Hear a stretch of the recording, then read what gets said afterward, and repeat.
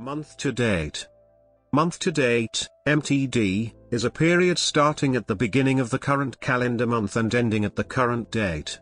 Month to date is used in many contexts, mainly for recording results of an activity in the time between a date, exclusive, since this day may not yet be complete, and the beginning of the current month.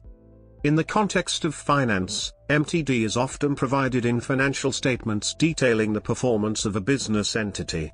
Providing current MTD results, as well as MTD results for one or more past months as of the same date, allows owners, managers, investors, and other stakeholders to compare the company's current performance to that of past periods.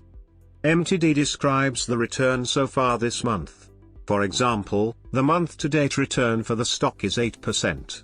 This means from the beginning of the current month until the current date, stock has appreciated by 8%.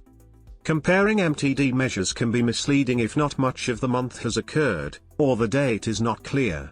MTD measures are more sensitive to early changes than late changes.